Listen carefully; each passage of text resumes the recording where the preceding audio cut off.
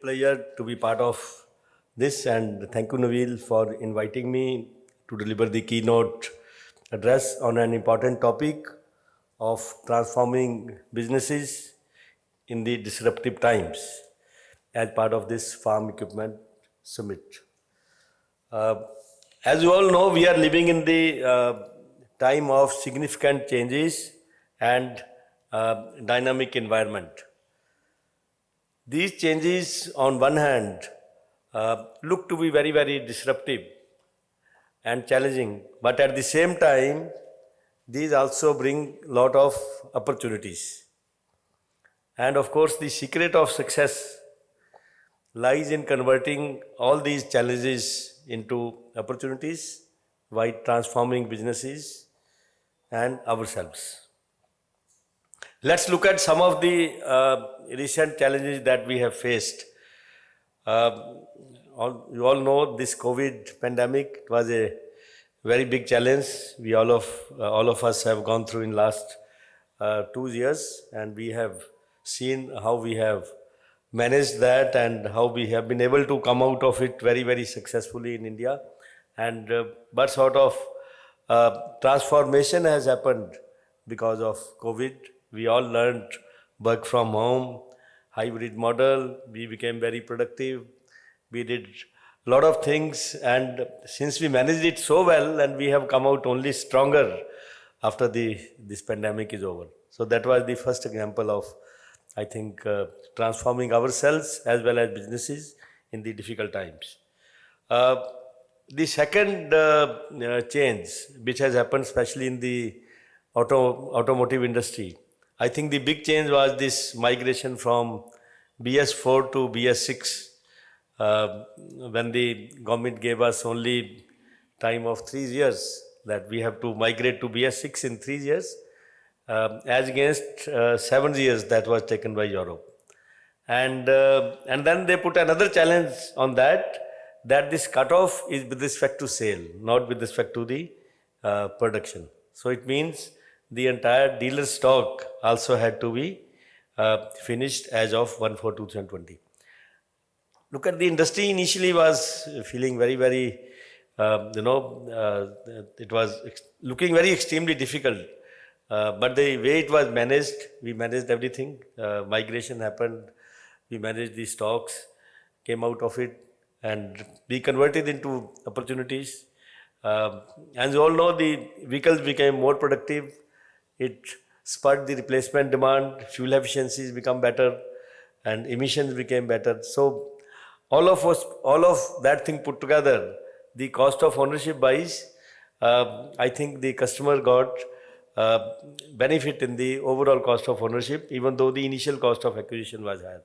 So that was another very big example of when the industry transformed itself in spite of these challenging times. And then third example is the electric vehicles.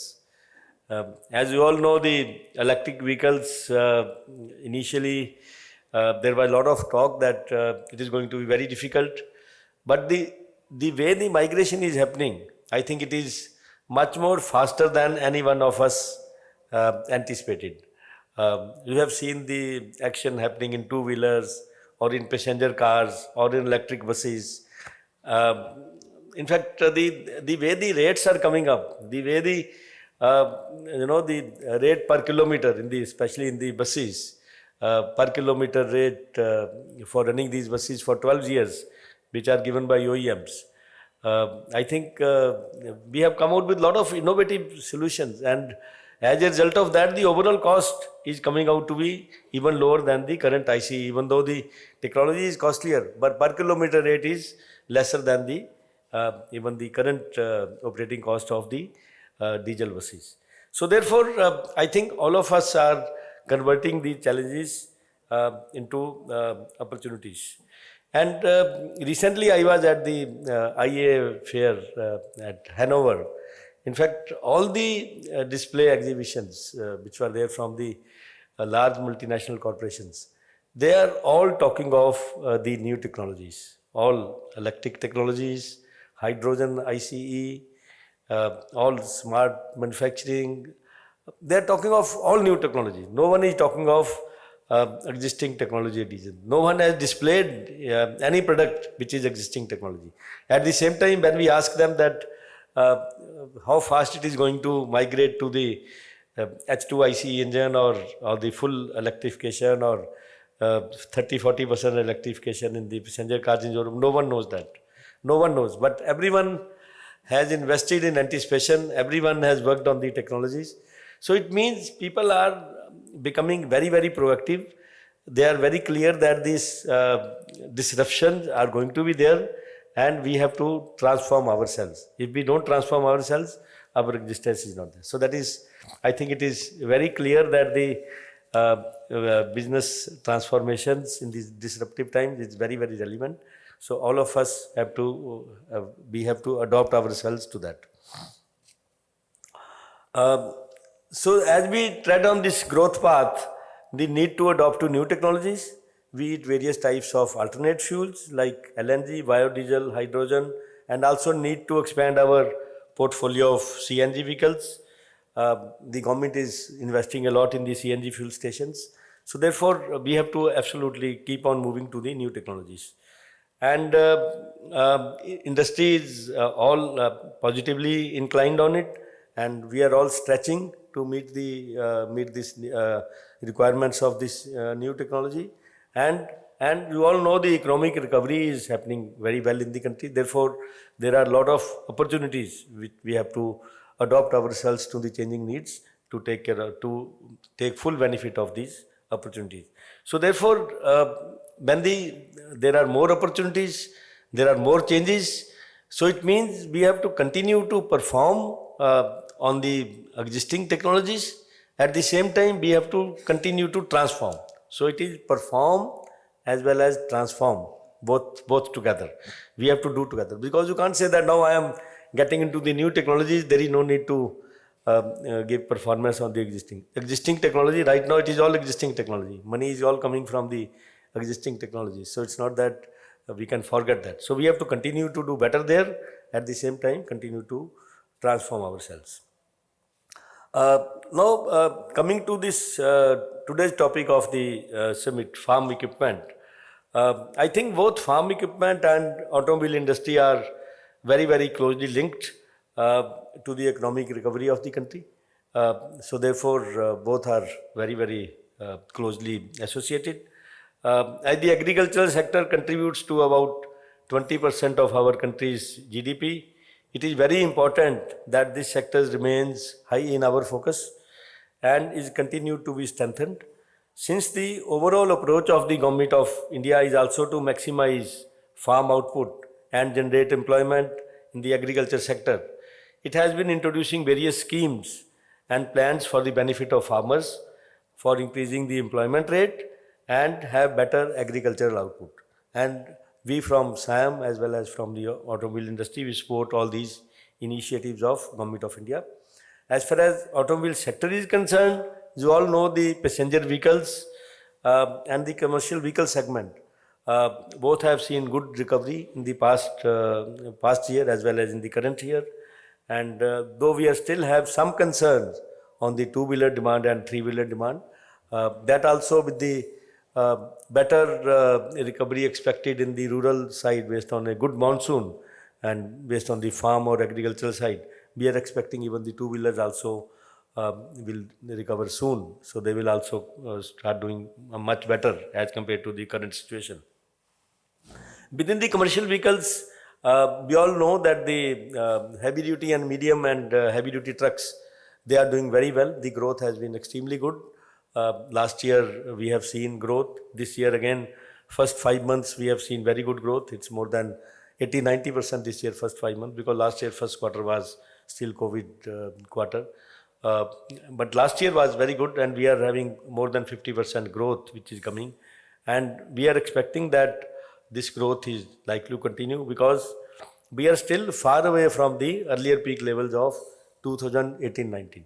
And within the this sector of M and HCVs, the tippers are very, very important segment which are relevant for the construction segment, and the tippers account for almost 20% of the total industry size of medium and heavy duty trucks. And the Indian market for tippers, as you all know, is dependent largely on the infrastructure investments, construction and mining extraction industry. And the opportunities in all these sectors, especially in the infrastructure as well as mining and construction side, opportunities are very large. You all know that the government has very large plans for infrastructure.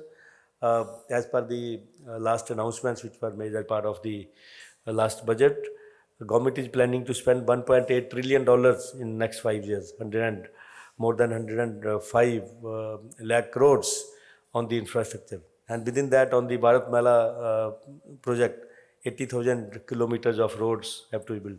As you all know, the per day kilometer, the way the progression is happening in the construction side. So therefore, the scope for the tipper market, for the construction trucks, continues to be very high. And you will also see more and more new technologies coming in. We all know that from 1/4/2023, we will have OBD2 norms, next step of BS6. BS6 happened from 1/4/2020.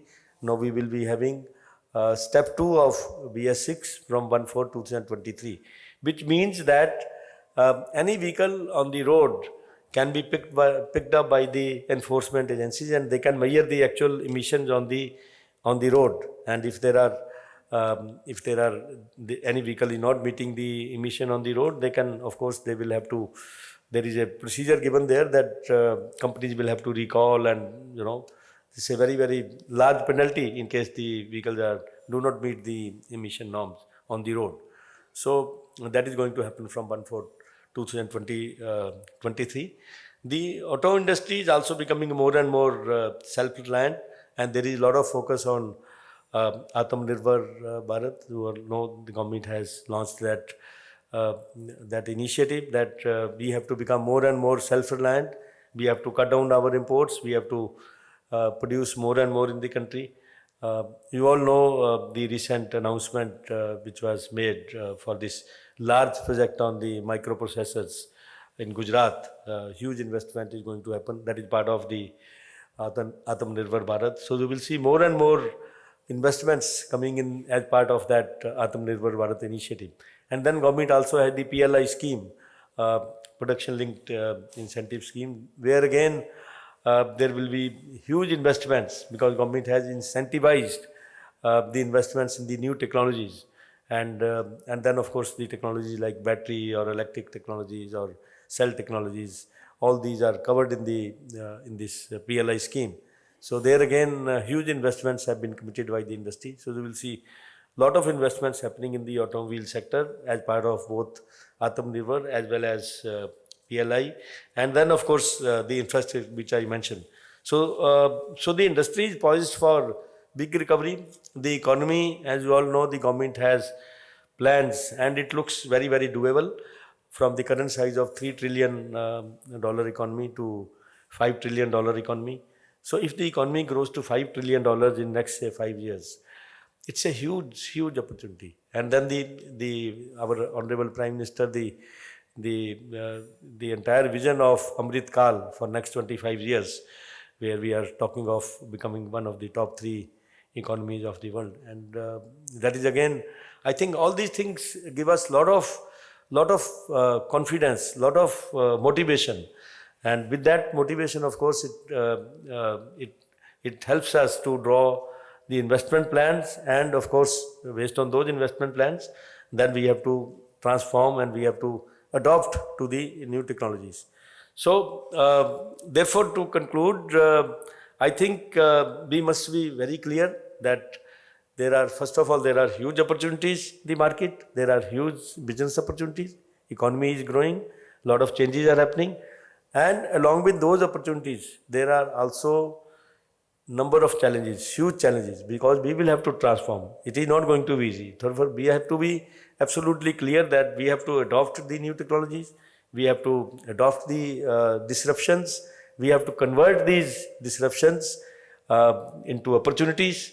And then, of course, India will continue to grow in its position in the overall world economy. We already are the fifth largest economy now, and the next 25 years, I'm sure we will become the third largest economy. So I'm very clear on that.